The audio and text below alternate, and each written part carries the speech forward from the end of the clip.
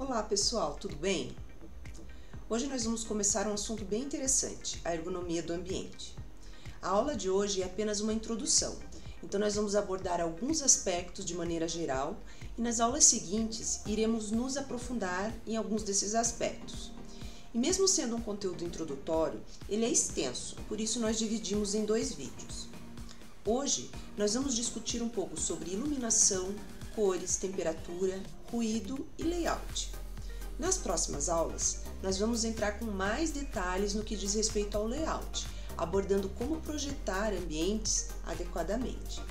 Quanto à iluminação e cores, nós vamos explorar esses tópicos mais profundamente em disciplinas subsequentes do curso. Então vamos lá! Um projeto de iluminação tem como objetivo principal iluminar o ambiente e não as pessoas. Por quê? Porque o propósito do projeto de iluminação é destacar os objetos para que eles possam ser vistos. Nossos olhos só podem captar a imagem de um objeto se houver luz presente. Portanto, esse é o principal propósito da iluminação. Por isso, evita-se iluminar diretamente as pessoas, pois a iluminação direcionada para elas pode causar desconforto, dando a sensação de estarem num palco. Assim, o primeiro critério básico em qualquer bom projeto de iluminação é iluminar o ambiente e não as pessoas. Durante muito tempo, a quantidade de luz era determinada visando economizar energia elétrica ao máximo. Eu me lembro que quando a gente usava as lâmpadas incandescentes, a gente escolhia a lâmpada com base na sua potência em watts, o que tinha a ver com a nossa percepção de brilho. No entanto, na realidade, isso está relacionado à quantidade de energia elétrica que a lâmpada consome, e não à quantidade de luz que ela emite, o que é diferente com as lâmpadas de LED hoje em dia. A relação entre a quantidade de luz e a quantidade de energia consumida pela lâmpada mudou consideravelmente, sendo que as lâmpadas de LED utilizam significativamente menos energia. Portanto, nós perdemos um pouco o nosso ponto de referência. Embora as lâmpadas de LED ainda possam indicar uma equivalência com as lâmpadas incandescentes nas suas embalagens, o objetivo é que, com o tempo, as pessoas aprendam a escolher a lâmpada com base na quantidade de luz que ela emite, em vez da sua potência. Outro aspecto importante é que a iluminação deficiente e a fadiga visual resultante são responsáveis por cerca de 20% de todos os acidentes em ambientes de trabalho. Portanto, é evidente como a iluminação desempenha um papel crucial, tanto em espaços residenciais quanto em ambientes de trabalho. A iluminância refere-se à relação entre a quantidade de luz que incide sobre uma superfície e a distância da fonte luminosa até essa superfície. Não conseguimos ver diretamente os raios luminosos atingindo os objetos, mas conseguimos ver os objetos porque eles refletem a luz que incidiu sobre eles, criando a iluminação que percebemos. A iluminância trata do fluxo luminoso que chega aos objetos, permitindo-nos vê-los. Sua unidade de medida é o lux. Quanto mais distante um objeto estiver da fonte de luz, menor será o seu nível de iluminação. Isso significa que, ao colocar um ponto de luz no teto de um ambiente, em comparação com o piso, a quantidade de lux será menor no piso, pois está mais distante da lâmpada. Portanto, a iluminância se refere à relação entre a quantidade de luz emitida e a distância do objeto até a fonte luminosa. Isso é importante porque, ao projetar ambientes residenciais ou de trabalho, existem tabelas já estudadas que indicam a quantidade de lux necessária para cada tipo de ambiente ou tarefa a ser executada. Nós vamos explorar agora uma dessas tabelas que é fornecida pela nossa principal referência. A tabela de iluminação de acordo com a tarefa é usada para determinar a quantidade e a potência das lâmpadas necessárias para a iluminação geral de ambientes. A recomendação varia de 5 a 50 lux para iluminação externa de locais públicos como ruas, estradas e pátios. 100 a 150 lux é recomendado para iluminar escadas, corredores, banheiros, zonas de circulação, depósitos e almoxarifados. 200 a 300 lux são recomendados para iluminação mínima em locais de serviço, fábricas com maquinaria pesada, iluminação geral de escritórios, hospitais e restaurantes, enquanto 400 a 600 lux são recomendados para essas áreas. A recomendação de iluminância varia de 1.000 a 1.500 lux para trabalhos manuais precisos, montagem de pequenas peças, instrumentos de precisão e componentes eletrônicos. Deve haver uma iluminância de 1.500 a 2.000 lux para a realização de trabalhos minuciosos e detalhados, manipulação de peças pequenas e complicadas, bem como trabalhos de relojoaria. A recomendação varia de 3.000 a 10.000 lux para tarefas especiais de curta duração e baixo contraste, como em operações cirúrgicas. Contraste é a diferença de iluminação entre a figura e o fundo, ou seja, entre o objeto e o contexto que está atrás dele.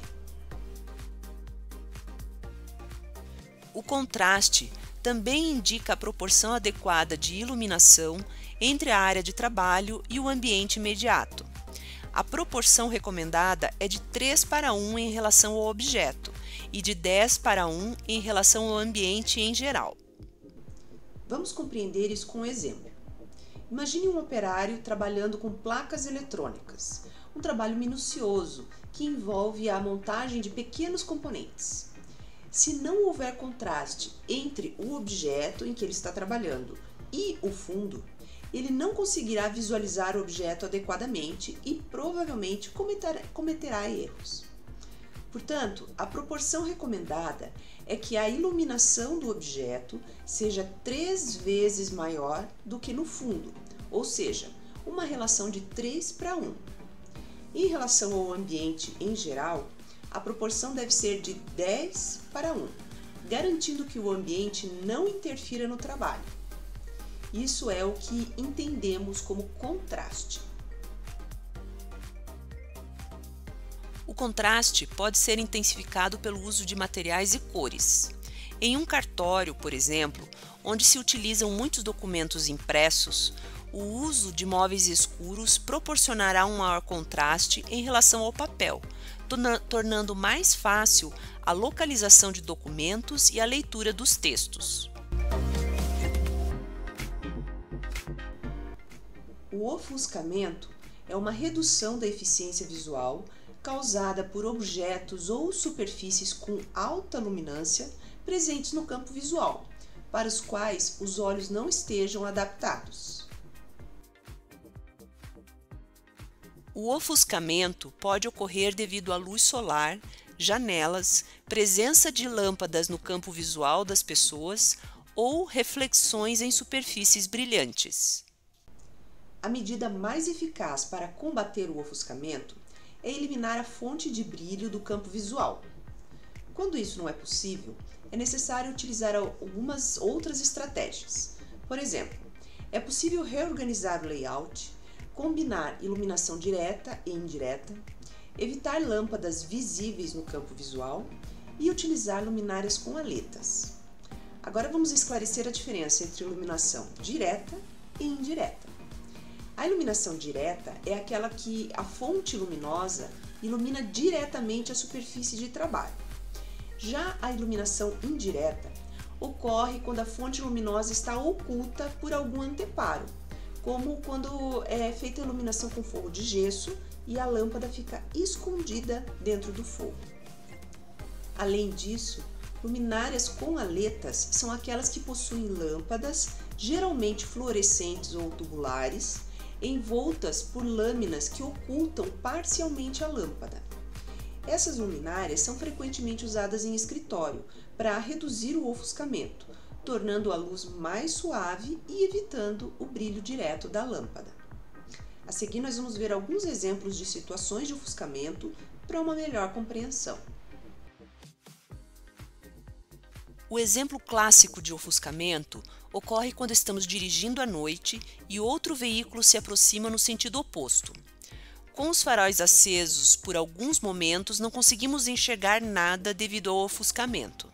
Em ambientes internos, o ofuscamento pode acontecer de diversas maneiras. Uma delas é pela entrada da luz solar.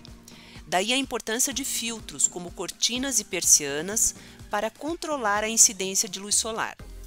O ofuscamento pode ocorrer também pela presença de lâmpadas expostas dentro do campo visual. Por este motivo, é recomendável o uso de luminárias com anteparos que protejam a lâmpada. Outro fator que pode fazer surgir ofuscamento é a presença de superfícies polidas, como pisos de porcelanato polido, móveis e objetos em metal polido e tampos de vidro. Esses materiais refletem muita luz e podem causar ofuscamento, dependendo da localização da fonte luminosa. Para evitar o ofuscamento, uma solução comum em escritórios é o uso de luminárias com aletas, que ajudam a disfarçar a lâmpada e reduzem o impacto direto da luz nos olhos. A fadiga visual é caracterizada pela irritação dos olhos e pelo lacrimejamento, uma vez que a frequência do piscar aumenta, levando à visão borrada e duplicada. Pode até mesmo provocar dor de cabeça, náuseas, depressão e irritabilidade.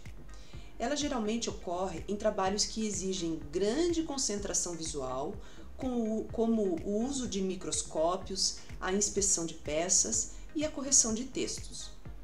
A prevenção da fadiga visual envolve o controle de alguns fatores. Veja quais são. Os trabalhos que exigem muita concentração em detalhes pequenos podem provocar fadiga visual, como o uso de microscópio, a inspeção de peças pequenas, certos tipos de artesanato e projetos muito detalhados. Uma das estratégias para evitar a fadiga visual é fazer pausas, direcionando o olhar para um campo de visão diferente, como uma paisagem externa, ou simplesmente dando-se um momento para tomar um café e sair do posto de trabalho. Além disso, uma iluminação adequada à tarefa contribui para a redução da fadiga visual. Entretanto, é fundamental controlar o tempo de permanência na tarefa. No caso do uso prolongado de computador, ficar fixo na tela por muito tempo pode causar fadiga visual. Uma estratégia útil é direcionar o olhar para uma paisagem externa ou para outro ponto do ambiente, alterando o foco e a quantidade de luz que entra nos olhos. Isso proporcionará relaxamento. A iluminação também tem impactos psicológicos em nosso organismo. O aumento da iluminação aumenta a satisfação das pessoas, até um certo nível, sendo que o excesso de iluminação, em vez de aumentar a satisfação, pode provocar ofuscamento e fadiga visual. Algumas variações na iluminação são estimulantes e muita uniformidade pode causar monotonia. Porém, a uniformidade é também importante, dependendo do tipo de tarefa que vai ser realizada. Se você precisa de concentração e tem muitos efeitos de iluminação, isso também pode se tornar cansativo e prejudicar a concentração. É importante poder ver a paisagem externa, o que proporciona alívio visual e contribui para manter o equilíbrio psicológico. A iluminação adequada influencia nossa percepção de cores e objetos, gerando efeitos psicológicos. Em certas situações, a iluminação pode ser empregada para quebrar a monotonia. Os efeitos de iluminação criam jogos de luz e sombra que proporcionam dinamismo ao ambiente. No entanto, é necessário ter cautela com os excessos. A possibilidade de observar a paisagem externa ao entrar no ambiente interno é uma boa estratégia para diminuir a sensação de confinamento. Vamos ver agora algumas recomendações para projetos de iluminação. Primeiro, sempre que possível, aproveite a luz natural, evitando a incidência direta da luz solar sobre as superfícies envidraçadas. As janelas devem ficar na altura das mesas, especialmente em escritórios. Janelas mais altas na vertical são mais eficazes para permitir uma penetração mais profunda da luz solar. A distância do posto de trabalho em relação à janela não deve ser superior ao dobro da altura da janela, a fim de otimizar o aproveitamento da luz natural. Bom, pessoal, com isso nós encerramos a primeira parte do conteúdo sobre ergonomia do ambiente. Nesse vídeo, nós vimos a importância da iluminação para o desempenho de qualquer tarefa. A quantidade de luz deve ser adequada às características da tarefa que será realizada. O contraste entre o objeto e o fundo deve ser estimulado com a iluminação. Por outro lado, o ofuscamento deve sempre ser evitado, assim como deve-se utilizar estratégias que evitem a fadiga visual. Finalmente, foram dadas recomendações básicas para o desenvolvimento de projetos de iluminação. A referência dessa aula será fixada no final desse vídeo e na descrição dele no YouTube. Tchau, até o próximo vídeo.